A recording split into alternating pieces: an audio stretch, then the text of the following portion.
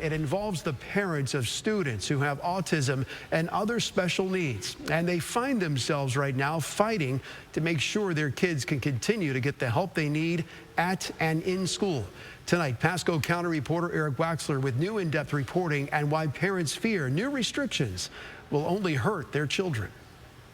Tamara Perez says her son Grayson is light years ahead of where he'd be thanks to a therapist named Morgan. I attribute most of his success to ABA. He is a different kid. ABA stands for Applied Behavior Analysis, where therapists work side by side in the classroom with special needs students to help them with anything they need to succeed. It's, on the playground and making sure he's not left out on the sidelines, how to play appropriately, being involved in the class, raising your hand, all those things, getting up, speaking in front of your peers. Jessica Silber also has a son with autism. She also advocates for special needs parents and has seen ABAs help her son in pre-K. They were specifically working on social skills and interaction with peers and how to speak up for himself and how to use his words to get his needs met. But these parents we talked with say they are worried that restrictions on ABAs will keep their kids from getting the help they need. They say Pasco County updated its policy to only allow private instruction personnel, or PIP, for 30 minutes a day, and it must be outside of the classroom.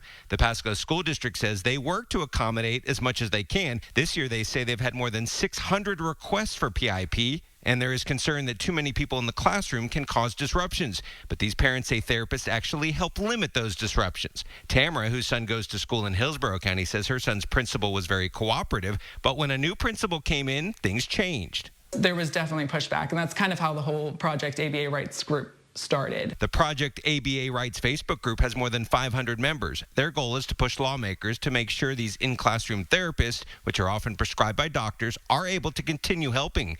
As Grayson has progressed, his therapist now comes 3 days a week instead of 5. His mother says she doesn't know where he'd be without Morgan. Just this confidence, his confidence in school, hearing reports back from the teacher. I know it would be night and day if he didn't have that support. The state policy says while PIPs must be permitted to observe the student, it also says the teacher and principal have to consent to the time and place. All private instructional personnel must pass background screenings. Eric Waxler, ABC Action News.